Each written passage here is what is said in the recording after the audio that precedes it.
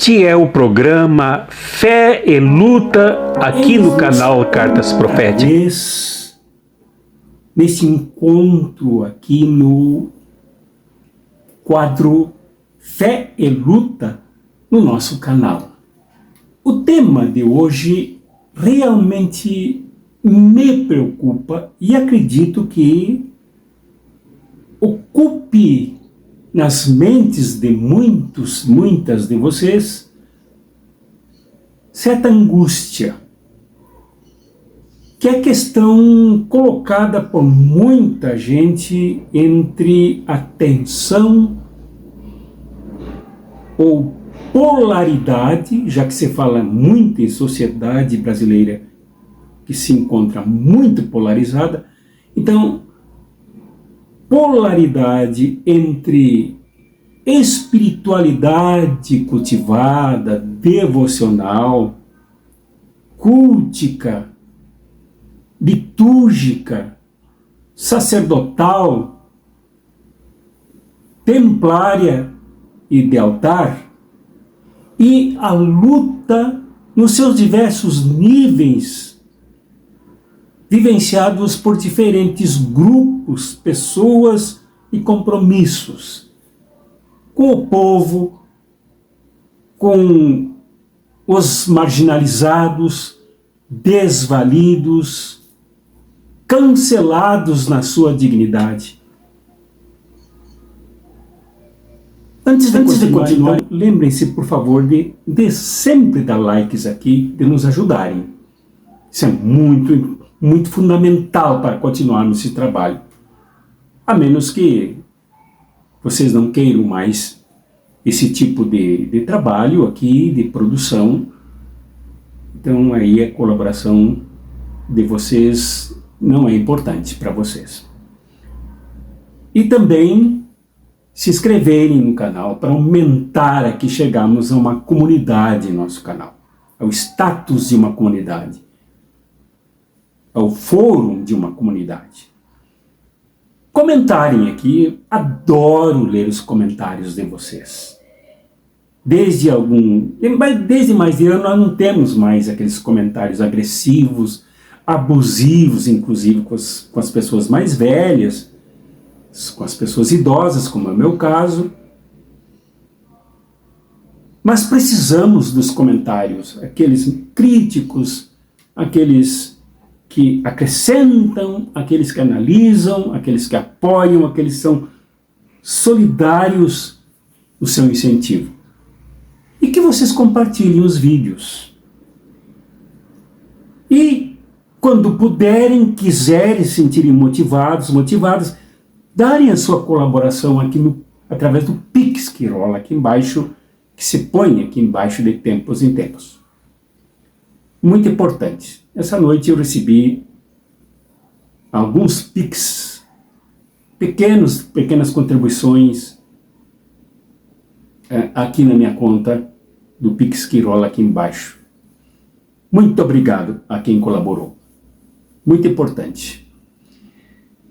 Bom, a nossa tensão então entre cultivo espiritual, devocionalidade, atos espirituais, ou como querem alguns, atos de piedade, e a luta mais ofensiva, mais atuante na mudança deste mundo. Eu diria que quanto ao primeiro polo da espiritualidade, há vários níveis. Eu diria que também que a maioria desses níveis é composta de uma espiritualidade descomprometida com a dignidade humana, com o acontecer humano, com o existir humano, com a compaixão humana. E elas se expressam, por exemplo, num determinado nível, que eu enumerarei como primeiro aqui, através dos cartões, dos cards, das mensagens que nós trocamos entre nós. Eu também troco. Mas eu recebo, assim, com um ímpeto de pessoas que desejam uma boa noite, desejam um bom dia, totalmente entregues a Deus esta noite e este dia. E que Deus cuide da gente como um pai se dedica a um bebezinho. O segundo nível é das pessoas que são muito presentes nas suas atividades templárias, nos seus cultos, nas suas missas. No campo católico, nas suas diversas expressões e denominações, nas suas eucaristias, recebendo reverente e respeitosamente o corpo e o sangue de Jesus, alcançadas pelo sacerdote, pela coroinha, pelos auxiliares de altar, mas assim, cuidando para que isso seja guardado num conforto que dura algum tempo, pelo menos até após a recepção desse sagrado sacramento. Nesse sentido, há também pessoas que levam em conta, consideram muito outros sacramentos, como o do santo batismo, como o do casamento, e buscam isso cada vez que alguém na sua família precisa desses sacramentos, como também de exéquias, né? Crendo que a pessoa falecida precisa desta bênção para a sua passagem, para a sua Páscoa, deste mundo para o ambiente espiritual do Pai. Então esse é um nível que existe, as pessoas acreditam, mas também este nível gira ali em torno de interesses muito restritos aos templos, aos ritos e às experiências de espiritualidade em momentos que as pessoas precisam. E há uma outra espiritualidade que já se dirige mais para o caminho da misericórdia, da compaixão, do próximo, que tem a marca da caridade, de atuar nos efeitos de uma sociedade que produz doenças, abandonos, feridos, pessoas marcadas pela dor e pelo sofrimento, todos causados pela enorme injustiça que nos guia, que nos determina cotidianamente no Brasil e no mundo. As pessoas preferem, desse nível, preferem então atuar ali na caridade, no recolher, reduzidamente. Algumas pessoas se dedicam a algumas obras de caridade, se dirigem a ambientes institucionais que acolhem, que compartilham alimentos, que compartilham roupas, remédios, que cuidam de algumas pessoas. Eu diria assim que muitas delas atuam realmente para cuidar das pessoas e merecem a nossa consideração e até a nossa prece, a nossa oração, o nosso sentido e a nossa colaboração. Merecem. Pessoas de várias orientações religiosas, do âmbito católico, do âmbito evangélico, nas suas várias matrizes confessionais, espirituais. No âmbito espírita, há muito dessas atividades. No âmbito das religiões de matriz africana, a Umbanda, por exemplo, nasceu no Brasil com esta marca da compartilha, do frango colocado na encruzilhada para servir, frango assado ou cozido, principalmente assado, para servir de alimento aos escravos que fugiam das torturas, judiações e barbáries produzidas pelos seus proprietários. Então são atividades assim que marcam obras de caridade destacáveis.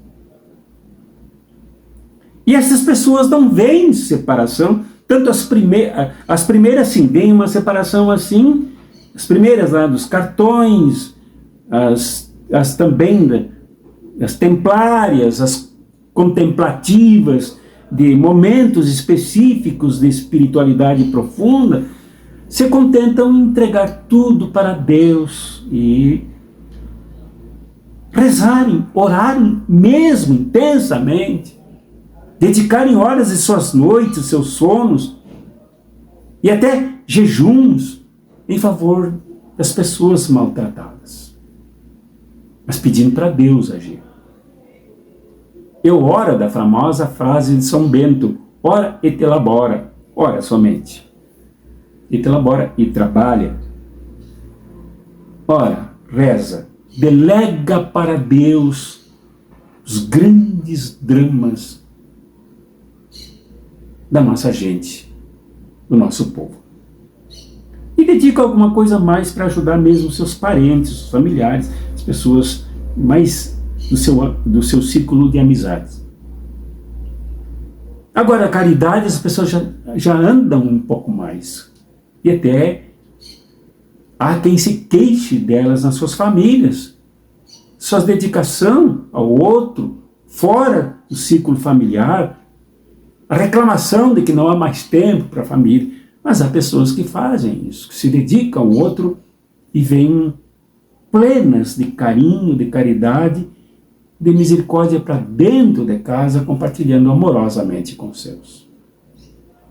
Agora, a minha preocupação aqui é com algo maior. E parece que neste campo que mencionarei, o conflito é muito mais destacado. De um lado, do campo da piedade, do campo da espiritualidade devocional e sacramental, e diria sacramentalista, há uma acusação, um juízo sobre aqueles que se dedicam a uma militância. Como escreveu Frei Beto no seu livro Jesus Militante, entendendo que Jesus militou para implantar o seu reino de justiça, de amor e de justiça. Que esse reino não caiu assim, pronto do céu, mas teve que crescer como as sementes da mostarda nas vidas das pessoas dentro de um império extremamente truculento, violento, bárbaro. Então, a acusação dos que rezam, dos que oram, dos que se dedicam à vida espiritual, contra os que militam mais combativamente, juntamente com milhões, com milhares de outros, que percebem o mundo bárbaro em que nós nos encontramos e que essa barbarização é imposta por modelo que tem que ser derrubado e superado por um outro, onde haja espaço para a espiritualidade, para a fraternidade, para o carinho, para o amor, para a justiça, que se traduz econômica, social e politicamente. Os deste campo aqui, da espiritualidade reclusa, templária, ou dos montes, é de que aqueles não são espirituais.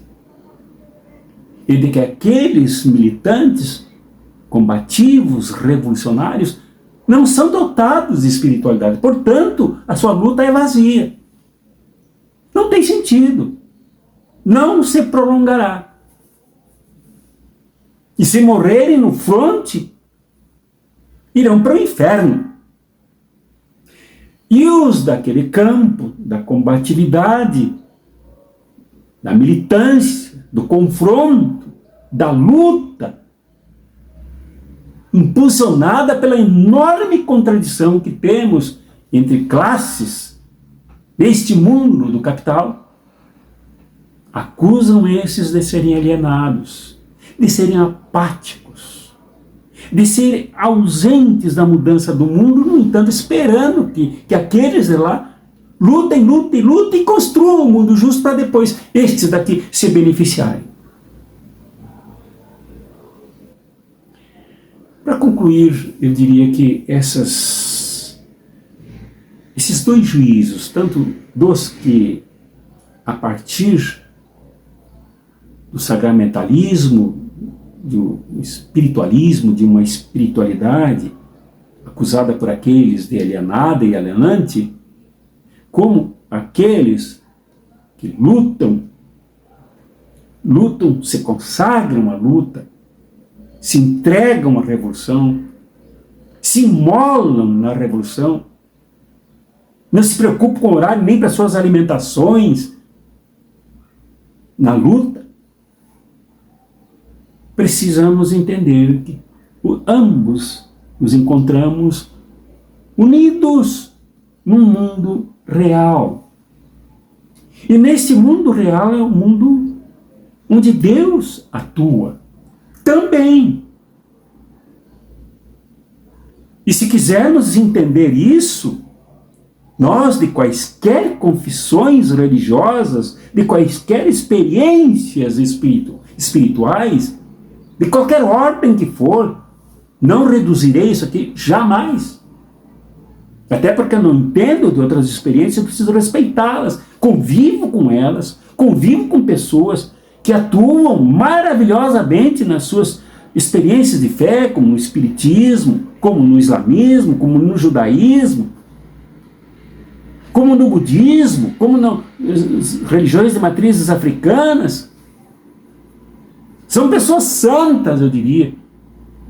E eu respeito, como também evangélicos, evangélicas. Da ontem encontrei com um pastor, meu amigo, um pastor batista, que eu prezo enormemente pelo seu compromisso. Nos cumprimentamos calorosamente. Então há um respeito enorme aqui. Porém, a nossa união é muito maior. Ponto 1 dessa união.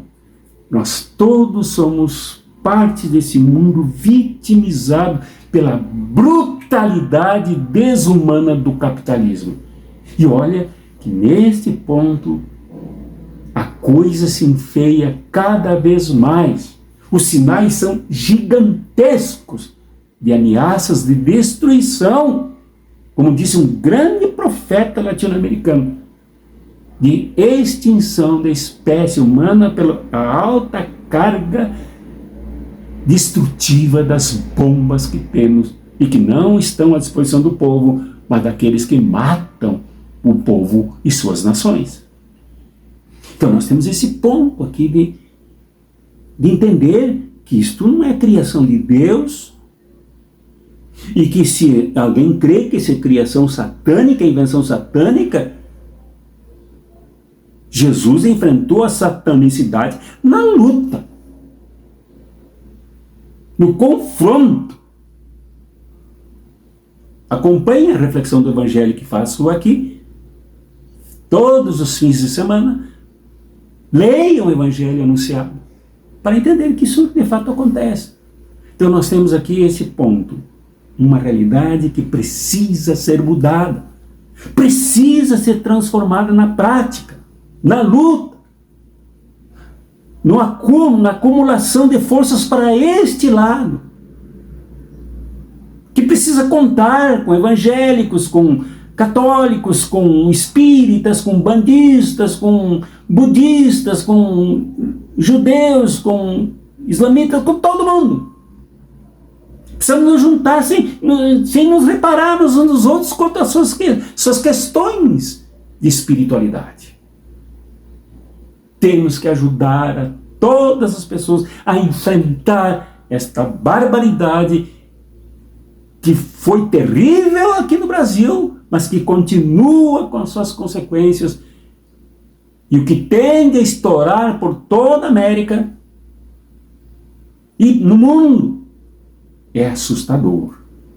Esse primeiro ponto, a realidade. Segundo ponto, e agora me permitam, falarei por aquilo em que eu experiencio mais, que é o segmento do Jesus galileu, Jesus palestino, Jesus de Nazaré, tudo na Palestina.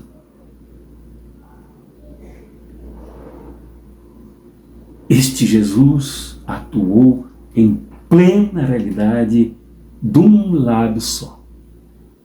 Ele não zigue-zagueou com desculpas e jogando para os braços do Pai o que ele, como autor da salvação, da libertação, da cura humana e da criação, em todos os sentidos.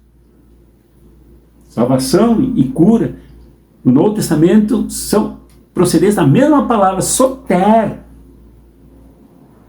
Se somos seguidores e seguidoras das várias religiões deste Jesus palestino, não temos jeito. A nossa unidade se dá respeitando a espiritualidade, como funciona nestes de altar que precisam andar mais em direção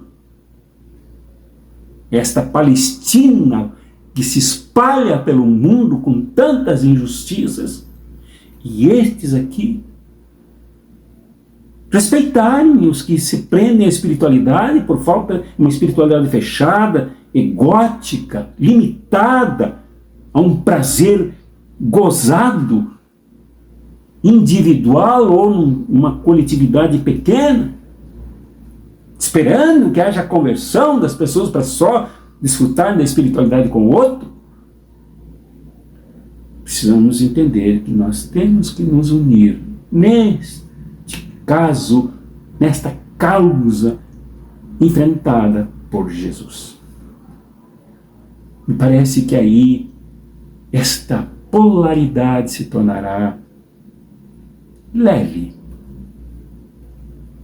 sem ser o centro da nossa fé. O centro da nossa fé não é a polaridade. O centro da nossa fé é ativo, é militante, é combativo, é coletivo, é sem preconceitos, é sem fronteiras discriminatórias com o outro que pensa e que age diferente, desde que esteja no mesmo campo, seguindo esta causa abraçada por Jesus. Parece que nesse sentido nós abraçamos um caminho profético e revolucionário.